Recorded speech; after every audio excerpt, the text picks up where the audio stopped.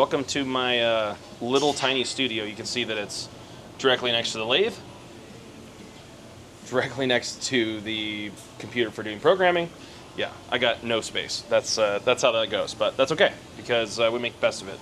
I got this piece of fabric from the fabric place down in Poway. It was like $8. It's Eddie Bauer line, so that means it's fancy.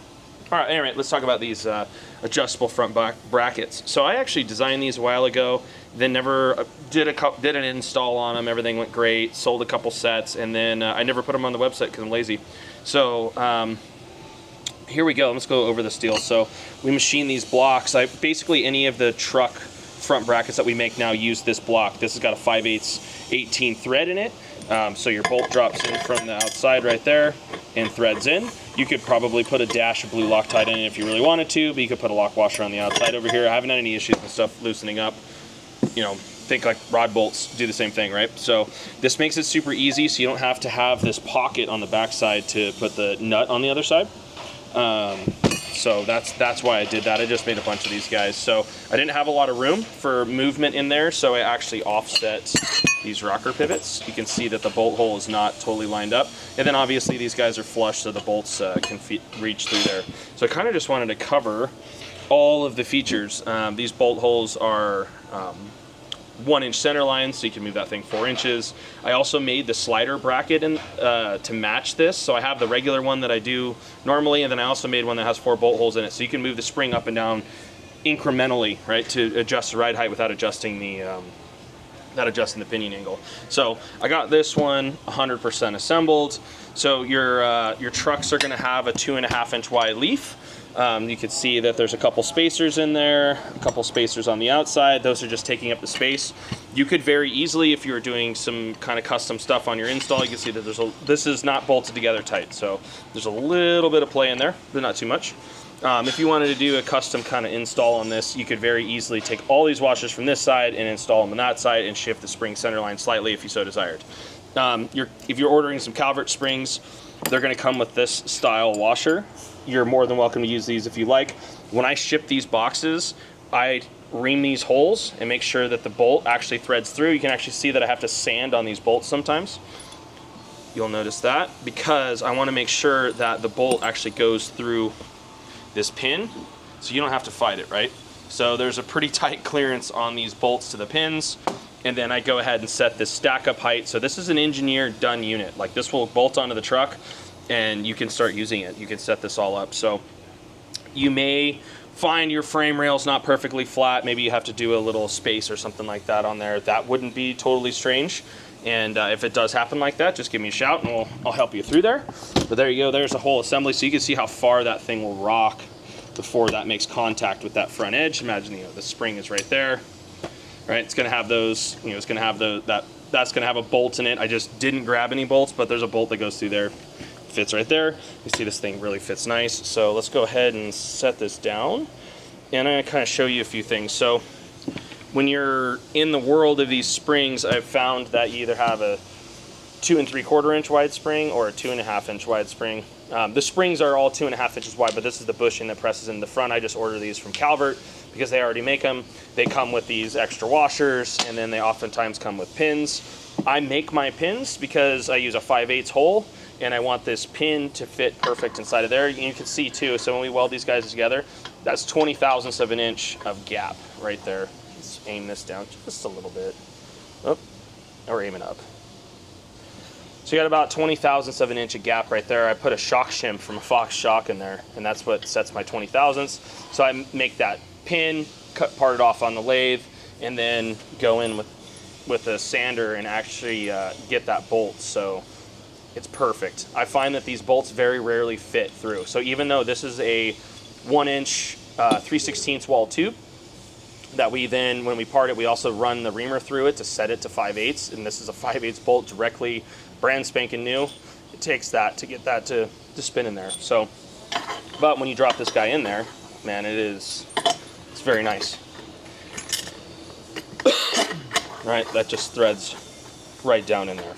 So this is how this kind of whole stack up assembly is going to go. You got a rocker pivot there. I'm going to use so this is, like I said, the 2 3/4 or 2.5. This is what sets up all the spacing. So there's my 2.5 inch. So there's my 2.5 inch bushing that would be inside of the spring. Here's the other pivot. And then I've got my rod end with the proper size reducers. Go right there. Okay, I'm back. I'm not going to edit that out, but so what happened is I had grabbed a 3-inch bushing and a 2.75 inch bushing, and my stack up height wasn't working out. So I have now verified, because why not? There we go, 2.5. And then there's the 2.75 one. You can see it's just a little wider.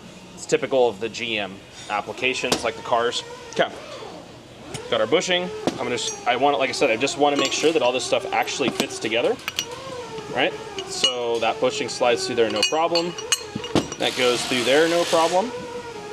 And then our bottom bracket here, we got all the misalignment spacers and all the goodies right there that reduce that down, right?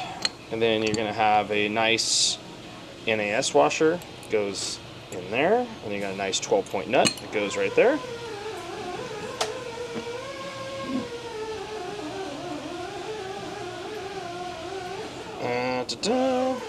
All right, so there we go. So now you can see that's all nice and parallel. That's going to fit tight right there. That fits tighter right there. That pin slides easily through there, but you'll notice that you got that much gap on either side. So like what I was saying earlier is technically you could stack up all of your bushings or all your spacers on one side like this, if you so desired. All right, that would totally work. That would set you up for offsetting the spring a little bit. In this application, I'm going to go like that. Now I order these steel shims that come in a couple of different sizes. These happen to be like 130 thousandths, I believe. But since they're steel, you could very easily just put a little tack. You could tack these guys right to this outer rocker pivot right here, and then you wouldn't even have to fight to assemble that guy. So you can use these ones if you end up in a situation where you want to move some stuff around, you want to change some things. But it's going to come from me with these steel units in there. And then this guy is just going to slide right in. Bolt drops in through there. And like I said, since I take the time, I've already fit all this stuff. Away we go. So, and I probably won't be able to make sure you put this thing in there first. I bet I make a register. There's a register on either side of that. I'm not gonna be able to fish that guy in there without taking this back apart. But yeah, there you go. This is the whole setup. I put a lot of effort into this to make it user-friendly. There's a lot of moving pieces. There's a lot of stack-up heights. There's a lot of machined parts in this. For it being a weldment, there's quite a few things that I actually have to machine to make sure that they're proper. We bolt these weld-in units down here. Those are all bolted down in through the table when we weld it all together to keep this stuff flat as possible. So yeah, like I said, in this assembly, this whole assembly right here, all the stuff, all the parts, $850. It's going to get you the 2 rod ends, because I want to make sure that you get a chromoly rod end and that you get the proper. So this is a 3/4 by 3/4 rod end, and it'll have the proper bushings. You're going to get the cap screw with 12-point and the NAS washers, 5.5 inch long grade 8 set of bolts there, some washers. You get the spacers that go in between. You get a pair of these rocker pivots with the flush mount style holes in them, and then you get a pair of the anti-rotation pins, and that'll get you set up, right? So you're just imagine that this is just making up the space where the spring would go. So there you go. That's the goodness of these brackets. So yeah, 1500 new body style GM truck, and I also have the OBS. I'll do the OBS one next too. So all right guys, thanks for watching, and until next time.